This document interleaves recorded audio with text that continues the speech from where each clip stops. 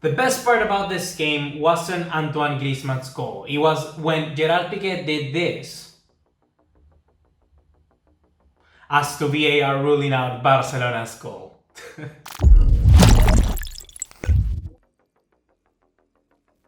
What's going on, guys? ¿Cómo están? BugaLuis here. Welcome back to another video here on the channel. And today we're here, of course, to talk about the game between Barcelona and Villarreal, which Barcelona managed to win by 4-2 at the Estadio de la Cerámica. And I have to be honest with you and tell you that this was a very good result. On paper, Villarreal was going to be the hardest opponent Barcelona had to face, and they were, in fact, the best team coming out of the break. So, of course, it was going to be a huge mountain to climb for Quique Setien and the boys, but in all honesty, it came out pretty well. The very first thing that struck me when watching this game was going to be the lineup, of course, that we saw from Setien. Setien employed, I would say, probably the first 11 thus far that Barcelona has. Of course, Frenkie de Jong was not going to be included in this game due to injury, but perhaps he was the only player missing from the biggest lineup that Barcelona currently has. More importantly, we didn't see Riqui Puig or Ansu Fati starting as well, and they came in for later on in the game, but we had Antoine Griezmann and Sergio Roberto playing in the midfield and the forward line respectively. This was a decision that I kind of could understand from Quique Setien because, of course, he, in a way, is trying to protect him back from the dressing room in a sense, because we know all the scrutiny that has been going under currently these past few days between Setien, the board, the players, the board, Messi, the board, the whole crisis dilemma of Barcelona. By employing Antoine Griezmann and more importantly Sergio Roberto, which is another big name of the dressing room, we're talking about the fourth captain for Barcelona right now.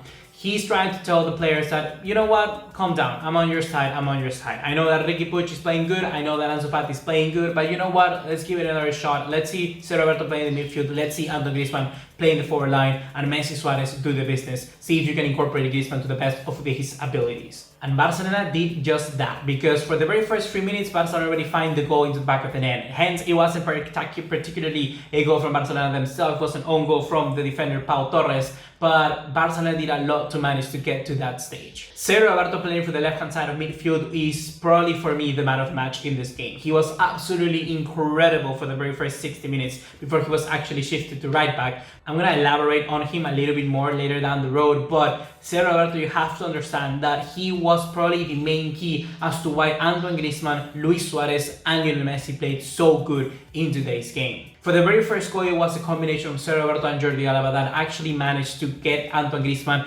that breathing space into the kind of area and finding himself there just to try and get the back heel on it. I believe that most of us would have anticipated for as soon as we saw the goal, we saw, okay, Antoine Griezmann, that was a crazy goal. When we saw the repetition, it was an own goal, but the intention was still there, and that is what I care about. I care that even though we do not have that wonder goal to actually see and kind of brag about, we saw that Antoine Griezmann was trying, and more important, like I said, the combination of those two prior players that make up the build-up of the play allow for Antoine Griezmann to find himself into a kind of position where he didn't have that much pressure, where he didn't need to completely think about how to link up the play. It's much better to have Antoine Griezmann as that finisher in this sense, rather than have him build it up, especially when you're having him in an inverted role. But the inverted role of Antoine Griezmann didn't last long, because after that, Barcelona shifted back to a 4-1-2-1-2. And this is the formation, guys, that really made Barcelona shine in today's game. We're talking about Lionel Messi being the enganche, being the number 10 behind the two strikers. Luis Suarez for the left-hand side of the forward line, and then Antoine Griezmann for the right-hand side of the forward line. Luis Suarez then would have the ability to just have his right-hand side profile so that he could shoot into the back of the net. And Antoine Griezmann did the very same thing, but this time around through the left. And that is how we saw then the second goal from Barcelona. In between those, of course, we saw the counter-attack from Villarreal, but that's kind of more on the negative that we have to talk about. But moving to that goal from Luis Suarez, and if we go back to the Luis Enrique days, that is something that Luis Suarez tended to do. Luis Suarez would kind of drift to the left, let Messi come into the middle, and then Neymar would just float wherever he wanted to be. And that's kind of what Antoine Griezmann had been doing in today's game, and actually it allowed him to be perhaps not as contributed into the actual build-up like I mentioned before, which was something that he did a lot in Atletico Madrid, but let him positioning himself into places that he actually wants to be.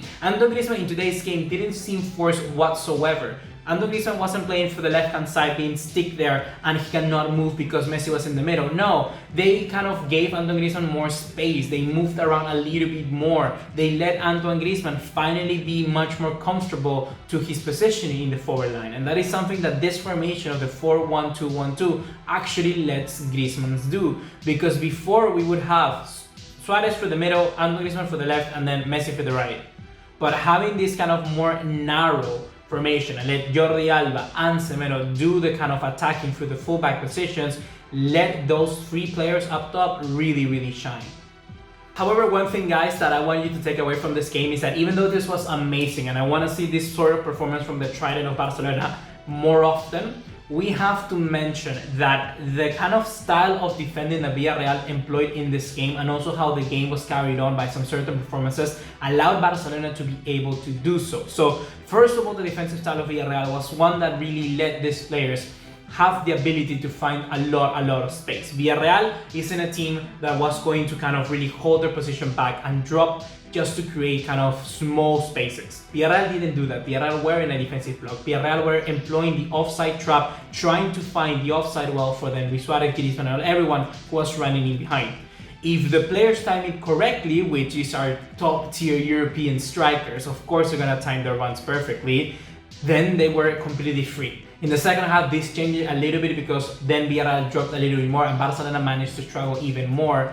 But for the very first half, when Villarreal tried to attack and match Barcelona, Barcelona did pretty good because they were exploiting the spaces in behind. The other key thing that we have to notice here is that there was absolutely zero existing midfield for the very first half. The transitions were very quick and the midfielders often would touch the ball just 1 or 2 times. This was simply because the two kind of defensive players there in the game that were kind of, I would say, tasked with the ball recovery for both sides weren't doing their job properly. Busquets wasn't having particularly a good game in that aspect of his game, in the ball recovery, and neither was Sambo Anguissa and also Vicente Iborra. Especially Vicente Iborra and Sambo Anguissa were completely horrible. They were really sucking ass. And that led Barcelona, of course, and their midfielders to make the ball and the play much more quicker. And last but not least, guys, I want to attribute Barcelona's success in the very first half to Sergio Roberto, the man of the match, like I said, in this game. The thing about Sergio Roberto is that he was so clinical, so determined to cover up the spaces in behind and look like a much more physical presence than someone of, like, for instance, Rakitic did in his very first season with Barcelona. We saw a player that was just simply on another level, and having his profile be once again for the left hand side allowed him to link up very well with Jordi Alba, and more particularly with Lionel Messi. Lionel Messi utilized Sergio Roberto as a kind of 1-2, that wall, and then he could just simply shift wherever he wanted to be, and Roberto would cover up for Messi perfectly. We saw that this was a role that, for instance, someone like Arturo Vidal can be doing before, but in fact, Arturo Vidal in this game, he wasn't doing that good in the first half. He looked a little bit lost. The reason for it was because Sergio Roberto was doing that job that Vidal did, but you add to that he has much more of kind of a presence of Barcelona. You know, he's a much better passer of the ball. He's a much better understanding of how to occupy the spaces. Vidal is much more about, like, I need to go forward, I need to attack. That is more about Arturo Vidal. Sergio Roberto is much more kind of calm in the style of that play. It was kind of like a box-to-box midfielder with the sprinkles of being this very technical player on top. And I really did enjoy that. Because most of the time when Roberto was playing for the right-hand side, he didn't have that much kind of attributed to. Perhaps it was a formation as well that really helped Roberto out, because he could stretch out wide, he could cover for Jordi Alba whenever Jordi Alba went forward. And to be honest, great job from Roberto this first half. He was the main kind of drill that made Barcelona continue attacking for the very first half. Very well done. But yeah, before moving to the second half, you of course want to hear my opinion on that goal from Antoine Griezmann. And let me tell you, what a beauty. What an absolute beauty. Stellar goal. We've mentioned already why these front three were so clinical, so good today in this game. And this moment just completely summed everything up, because you have Lionel Messi having the ball, driving into the box, not finding space for anyone. And to be completely honest, Jordi Alba was kind of running through his left flank, so I was expecting the pass to Jordi Alba there. But Lionel Messi did something that he didn't do before. You know what? He trusted. He was like, I see Antoine Griezmann at the back, I'm gonna just do a back heel. And you know what? That back heel served a world of wonders. This is going to be such a pivotal moment for me in making their relationship much more stronger. We don't know exactly how they hang out outside the pitch, but this will 100% make it so Messi can say, you know what, Antoine Griezmann, what a player. But also to the fans, guys, because we know that Antoine Griezmann is a good player at heart. We know that he's world champion, amazing, with Atletico Madrid, Real Sociedad, all of that. But sometimes it just serves you really well to see and remember how good and how professional this player can be. And Antoine Griezmann today showed it. And I think that's going to be such a breath of fresh air for Barcelona, more importantly to him, because there was so many doubts surrounding this player that if we continue playing this formation, we see how it works against a defensive block, and then we guarantee that it's actually the best way to go forward, you could 100% say that Antoine Griezmann needs to stay. I have absolutely nothing against it. In the second half, guys, nothing really much happened. It was like everything that was lacking in the first half, we had abundant here, and everything that was good in the first half wasn't at all in the second half. The fact of the matter is that Quique Setien introducing the substitutes much more earlier in this game made it so Barcelona were completely dominant throughout the entire, I would say, last 45 minutes, because Barcelona, most of the time, they'll tend to start good, then they fall behind, or vice versa. But in this game, for the entire second half, they did very good. They were on the front foot, 3-0 up, and Villarreal never looked like they were going to really come back into the game. And I like that, because that means that it's a team that's actually controlling the match. Before, Barcelona were not controlling anything. But in this game, they were controlling it against, like I said, the best team coming in from the break. The reason why, like I said, this was the substitutions and was the kind of younger, fresher legs coming in. Riqui Puig and Ansu Fati putting in their kind of spices into the mix made it so Villarreal could never really go into second gear, because the pace, the mobility of these two young players was very hard to match. And that's how we saw, for instance, Ansu Fati's goal later down the road, and then how we saw Riqui Puig just being completely amazing, trying to leak in past, especially old players like Bruno Soriano, Manu Trigueros, and was it Iborra? Yeah. We play good on the field. We can hopefully make it so the players are happy and motivated for what comes next. And what comes next is probably the most important thing, is the Champions League. We don't perhaps have any more luck in La Liga left, because Real Madrid just seems to be getting VAR all their way.